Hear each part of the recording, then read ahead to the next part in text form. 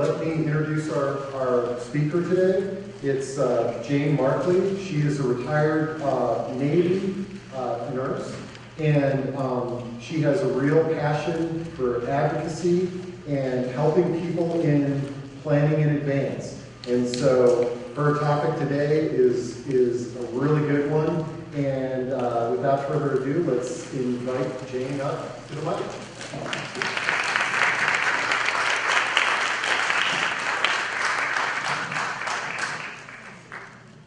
Good afternoon. I'm really pleased to be here this afternoon. I guess you all want to be prepared for a crisis. Yeah. Okay. Well, in order to do that, you need to have the conversation and give the gift. And I'm going to explain that as we go along.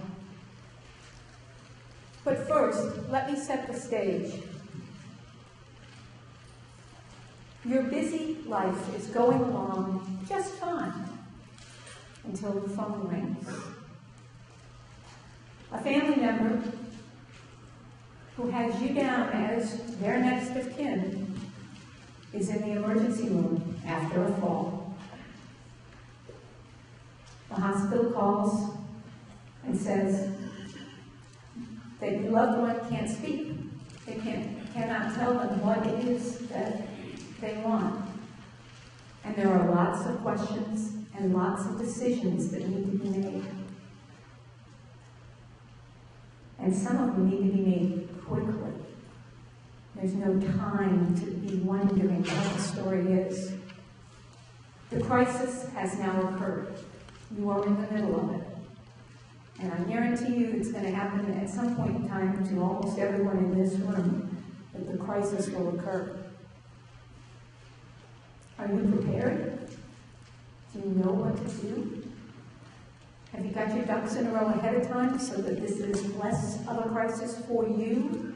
It's obviously a crisis for your loved one. But if you can make it less of a crisis for you, then that's what we're going to talk about today. I have several goals for us today.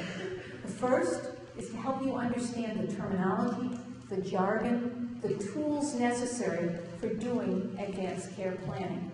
That's what we're doing, advanced care planning, making plans for the future. I also want to warn you about that crisis. I told you it's going to happen to most of us at some point in time. I have some colleagues in Europe who laugh at me. They say, how are you expected to teach Americans how to do advanced care planning? They think dying is optional, don't they? They truly believe that that's our perception. Well, it's not hard to understand why they feel that way. You know, we have all this new modern technology that keeps people alive longer and longer. Nobody ever talks about the quality at that point.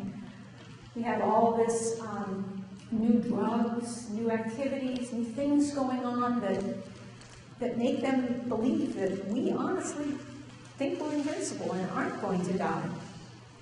But death is not an option, as we all know. And the third thing is I want to identify what you can do to prepare yourself for that inevitability. What are the steps you can take now that will make it a lot easier for you in the long run and prepare you for that crisis? Now, how many of you were here in June when Sigrid Haynes gave her presentation on advanced medical directives? Hands? Okay, so some of you at least.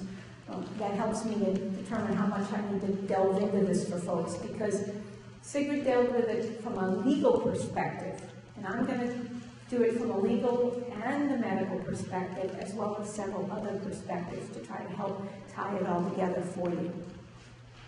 Okay, now the tough question, and please be honest with me. First, advanced directive. Does everybody know what that means? Living will and durable power of attorney.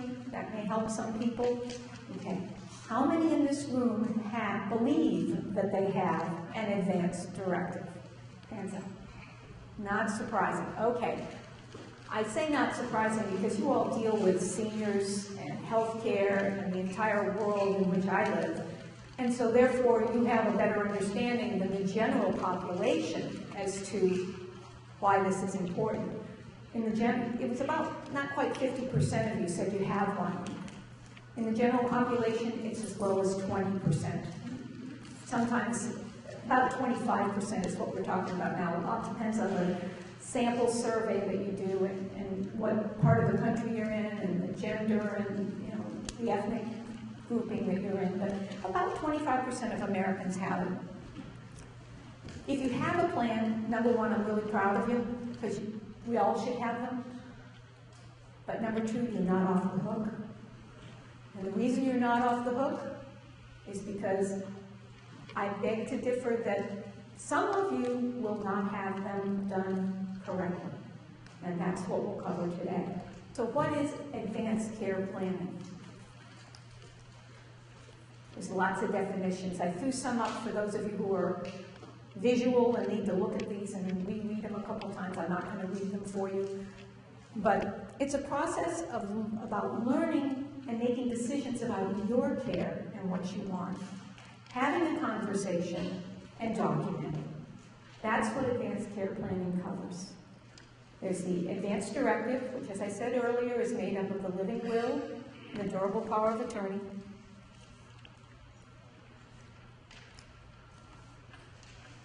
And what those documents do for you is they put you in control. Most Americans, aside from the fact that Europeans think that we think death is optional, most of us want to be in control. We want to make the decisions for what happens to us. And so this is an opportunity for you to take as much control as you possibly can. If you get hit by a freight train, you're probably not going to need this. But if you get hit by a semi on 395 or 495 and you end up in Baltimore shock trauma, you very well may need this. So it's a way of allowing you to live well into your latter years. Most seniors don't fear death, I've found. They fear the process of going to death. That's the piece that makes them so uncomfortable, is not knowing what's going to happen on the way to their end state. And that's what you can have better control over by having these advanced directives. Well, why is not having an advanced directive a crisis? Who in this room has had the phone call from the scenario that I read at the beginning? Something similar to it. Painful, isn't it? Very painful. And if you haven't, as I said earlier, I guarantee that at some point in your life, you're going to have that horrible sinking feeling that something awful has happened and you have no control over it. The problem is, when something like this happens, you don't know what you don't know. You don't even know the questions to ask. How many non-medical people show up in the hospital and the doctor's talking and talking and talking and talking and saying, and what do you want to do? I lost you on the second word, is what most people say. They're emotional, they're worried about their loved ones. It happens all the time that people don't know what they don't know. Also, I've worked with seniors, one woman in particular who said to me, I don't need that advanced directive. My daughter's been living with me all these years. She knows what I want. I don't need to put anything down in writing. She'll take good care of me. Well, in this particular instance, I had the opportunity talking with the daughter later the same day. You probably know the answer. I told her that, I was trying to do an advanced directive with her mom, and she said, well, how did it go? I said, well, she said she doesn't need to fill one out because you know what to do. And she looked at me and her eyes got big and she said, you've got to be kidding me. I haven't had a clue what she wanted. Communication. It's 99% of our challenges in this world as a whole. It's really challenging at this level because people think other people know what they're thinking, and they don't. It's an emotional time. It may be when a crisis occurs, that it's too late to have that conversation. That's why it's so important to have it earlier in life. It's not only an emotional time, There's probably a lot of financial overtones to the time. Time is critical. Things have to be happening quickly, and that's very difficult for folks. And the whole process is time-consuming. But folks, it doesn't just happen to old folks. And the reason it doesn't happen to just old folks is, one, most old folks don't think they're old. My 88-year-old mother-in-law, we were out visiting, we say, well, why don't you go to the senior center? You know, you can play cards, you can meet new people, you can have a wonderful time. And she said, what? Go out with all those old people? She's 88 years old. You know, even today, I think 88 is being kind of the older generation. Now, I know when I was 20, I probably thought 50 was the older generation. But your thoughts change. You know, how many of you think you're really the age you are? You know, we're dealing in past memories rather than future memories. So, I'm going to tell you the other thing about that, the two things. One is that people don't think they're old, and number two is young people die too. Young people have untoward circumstances occur to them. Usually it's out on the highway, but not always. There's other things that happen to youth and middle-aged folks that really, really merits having an advanced care plan. And I actually work with youngsters ages 18, 19, and 20 to help them understand the importance of advanced care planning. And part of that comes from my experience with Matthew. Matthew was a corpsman of mine back when I was in the Navy. And I had just finished giving a lecture to a ward, ward of staff, nurses, corpsmen, some of the docs listened in on how to do advanced care planning, how to do an advanced directive, and how to check with your patients about whether they had, just a generic, get used to the idea kind of conversation. And after it was over, Matthews came up to me and he said, ma'am, if I didn't think I was old before, I did then. He said, can I help you? Now, I don't know how many of you have ever been in the military, but one of the main adages is we never volunteer for anything. And here was Matthews volunteering for some work, additional work, above and beyond what he had been doing. And I said, Matthews, there's got to be a story here. And with tears in his eyes, he told me this story. When he was growing up, he had lots of friends. He had this one specific friend who was really, really, really his best buddy. And they used to go to the swimming hole together, they'd ride their bikes, they'd go fishing, they'd do all of those things that young boys do. They even talk about girls. And one day, while they were out and about, they were lying on the ground, looking up at the sky and making things out of the clouds and just talking about stuff in general. When his friend said to him, he says, I'm really worried. I'm worried because my grandfather's in the hospital and he's not doing very well. He's been sick a long time and they keep trying everything. This test this day, this biopsy that day. He says it's confusing because he's not getting better. And he keeps telling me he wants to stop and just let nature take its course. He said, but nobody seems willing to do that. He said, I don't understand, but I do know that if anything like that should ever happen to me, would you please promise me that you'll tell people that I don't want to hang on like my grandfather's hanging on? And of course, being a young lad, he says, oh, yeah, I'll do that. Well, they turned 16 and got their licenses, and I bet you can tell what's going to happen next. His buddy got a motorcycle and drove it straight into a tree. Straight to the ICU, through the ER.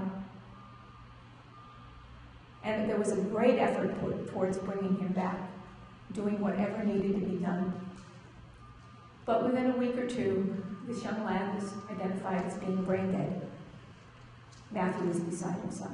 He didn't know what to do.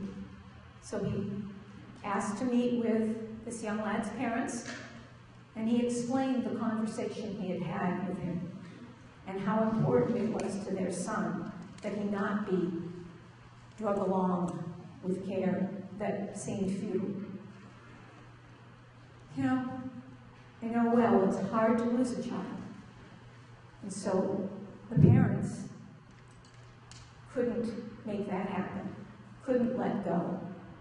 That young lad lived for 18 months, and Matthew visited him every day. It wore on his soul immensely. And Matthew said, the one thing I promised him before he died, even though he couldn't hear me, was that I would make sure I shared his story with everyone I knew and encourage them all to put together advanced directives so people know what they want. And people have something in writing. Whether they can abide by it or not is another question, but at least they will know. And I want to help you get to all of our staff and our patients to encourage them to do this. Of course, I said, no, I don't need your help. No, wrong. He was the best spokesperson that I ever had for talking about advanced directives, because he cared.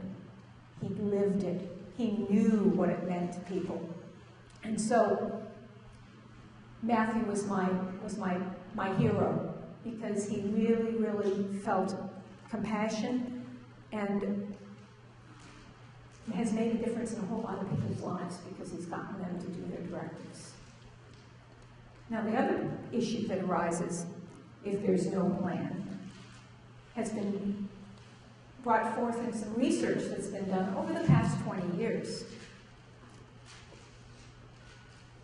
Family members of patients who died and did not have an advance directive, 5, 10, and 15 years down the line, are still suffering the repercussions of the plan not being there.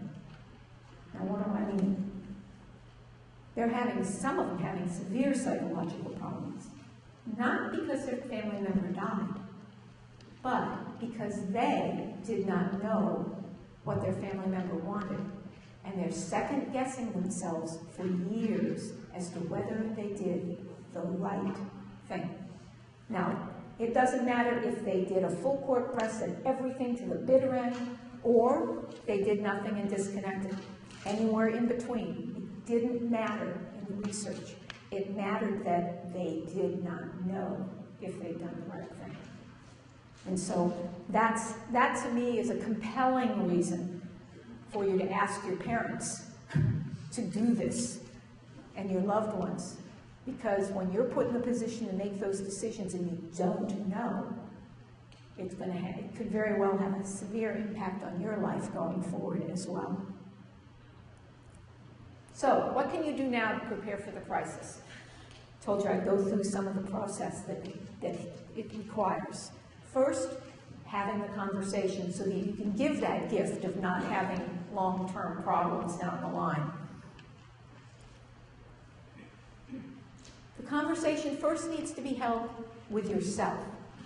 What is it I would want? And a lot of that, again, you don't know what you don't know. You need to understand what CPR really means and how effective it really is or is not. You need to understand the feeding tubes and ventilators to a point where you can make these kinds of decisions for yourself. And obviously, while you're doing this and understanding better what your needs are, it's a wonderful opportunity to talk with your loved ones about it and get them started thinking about it. Because it's hard to tell a loved one they need to put this together when you haven't done it yourself. And be a good example and role model for them so that they know how important this really is. Then continue to have the conversation with them, including also your pastor, your primary care provider, other people who are key in your life, whoever they may be. Then, while you're doing that, you need to identify who you want to be your durable power of attorney for health care. Bottom one here. That title has a multitude of different names. Healthcare proxy, health advocate, I mean, there's just, it's a litany of different names that are used for that. But for purposes here, I'm going to use the legal term, which is the durable power of attorney for healthcare, as opposed to the durable power of attorney that deals with the financial piece. They are two separate pieces, and they need to be kept separate. It can be the same person, but they have to be two separate documents. There are 3 requirements for that durable power of attorney for healthcare. 1, they have to be willing and able to do the job. Now, if I fall over here in the middle of this speech and my durable power of attorney for healthcare is in Japan, they may be willing, but they may not be able to get back here and do it. Now, it can be done, a lot of it can be done by phone, but that's not the ideal situation. So think about those things as you're identifying who you want to do this position for you. They need to understand what's in your head. They need to understand what decisions you've made as far as whether you want, what you want for your care in the future, how you want to live well throughout your life. And once they understand it, you have to ask the critical question. Now that they know what you want, can they advocate for you? Can they do what you've asked them to do? And it's one of the reasons that spouses sometimes are not the best durable power of attorney for healthcare. It doesn't have to be a spouse. But sometimes they can't let go. If the individual involved wants things left to nature and the spouse can't tolerate the loss, sometimes they have no ability to do what you've asked. So you have to ask that question. And let me share another example with you. I had a patient, his name was Joe Jones, and he was a retired Marine, and he showed up in my hospital at the time, and he wasn't doing very well. He was pretty frail, not the typical Marine, and he was in his late 70s, early 80s. Had multiple medical problems, and he came to us from a nursing home. Well, one of the nice parts about his transfer, because I didn't get to speak with him, he wasn't able to communicate when we got him into the hospital. But with him came his durable power of attorney for healthcare and his living will. His living will wasn't very complete, but at least it gave me more understanding of who this person was, whom I was taking care of. But flash, flash, he has a durable power of attorney for healthcare. There's a name, there's an address, there's a phone number. Just keep my fingers crossed that that phone number was still good, because it had been a while. So, sitting at Joe's bedside, I called Mr. Thompson. Fred Thompson was identified as his durable power of attorney for healthcare. And lo and behold, it was a good number. And I got him on the phone. I said, Mr. Thompson. And I explained who I was, where I was, and that I was there with Joe. And I got a very long, pregnant pause. I woke anybody up who's sleeping. I got this pregnant pause. And it was like, I said, Mr. Thompson, do you know Joe Jones? And he goes, Joe. Yeah, he was my neighbor next door to me 30 years ago. How's he doing? Cold ice to the heart. That was the most ineffective durable power of attorney for healthcare I've ever run across. He had no idea. And needless to say, he'd been a Marine too, and the language is a little bit spicy. He said, I haven't got a clue what he wants. He never talked to me about this. Well, what am I supposed to do? I said, absolutely nothing. Because if you don't know, you can't help us at this point in time. And we'll care for him as best as we can with his living will.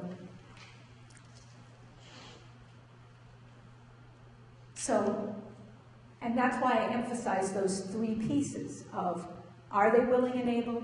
Do they understand what you need? And will they be willing to speak in your behest as the durable power of attorney for healthcare? Okay, so now you've talked to yourself, you've talked to your friends and family, and you've identified a durable power of attorney for healthcare whom you have spoken with, and you've answered all these questions. What do you do next? Document. Document, document, document. It's very easy.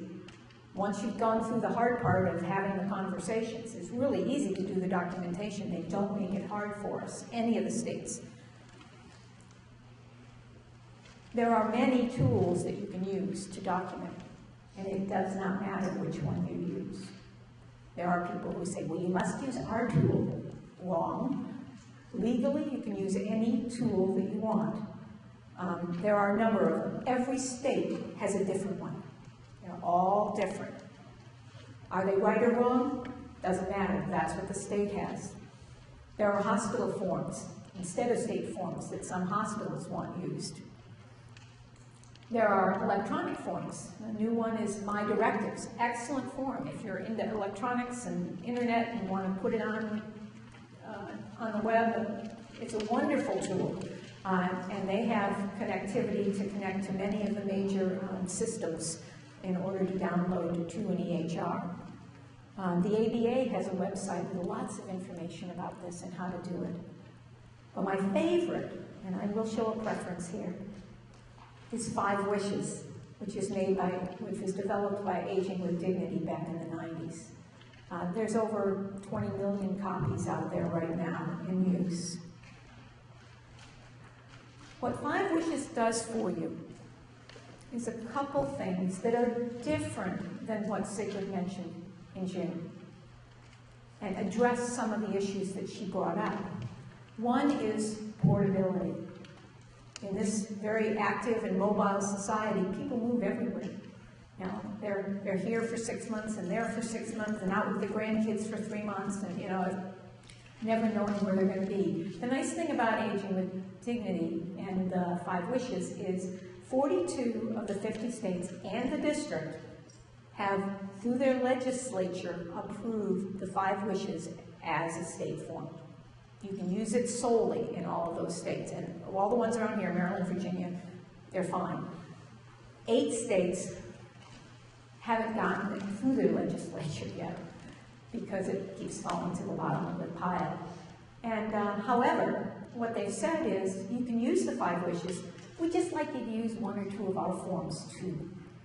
But in reality, since 5 Wishes came into being a little over 20 years ago, it's never been turned down as an advance directive in any state in the union that we're aware of.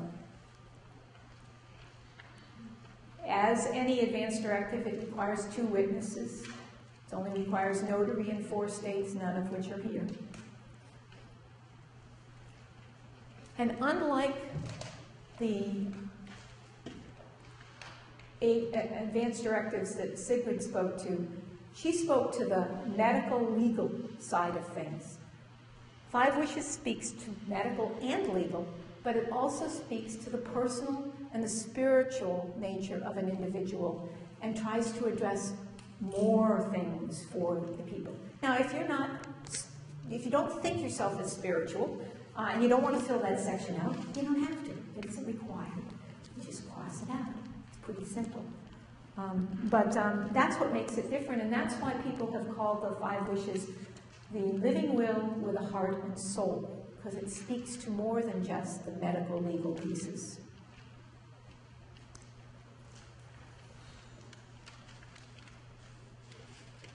I have one last little story for you.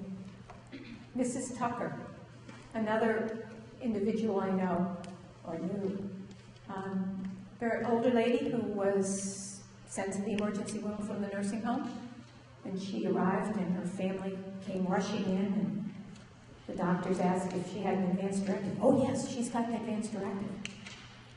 Who has a copy of it? Not me, not me.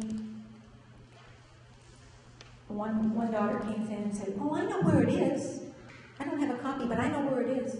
It's in her lockbox at the bank. Please don't do that. When they were able to access her lockbox after she had died, because they couldn't do it while she was still alive, they found that they had treated her inappropriately to her wishes. So I highly encourage everyone, when you do this, again, don't lose the momentum. Do it all. Go ahead and get a copy made and give it to all your family. Probably good to make a list of who you gave it to, so if you choose to change it, which you can at any time, you can go ahead and make that change and give those people a fresh copy of the whole thing. My mantra is, don't put it in the lockbox, put it in the glove box. First responders do look in glove boxes. If your family's not around and you have your living will and durable power of attorney sitting in your glove box, they will retrieve it and take it to the hospital with you. So, at least, as a minimum, don't put it in your lockbox. If you'd like, put it in your glove box.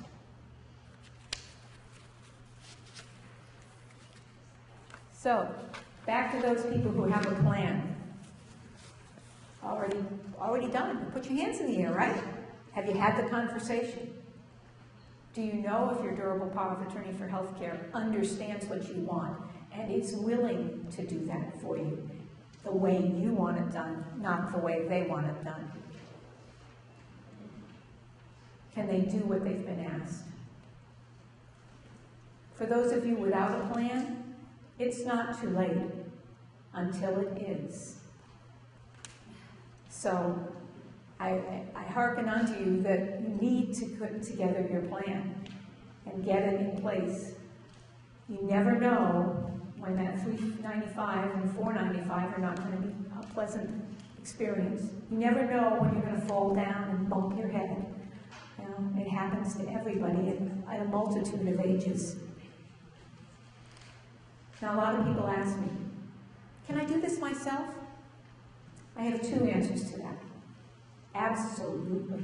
There is no reason that able-bodied souls in this room cannot make this happen themselves. No reason. However, 80% of the population says they know they need to do this, and only 25% have.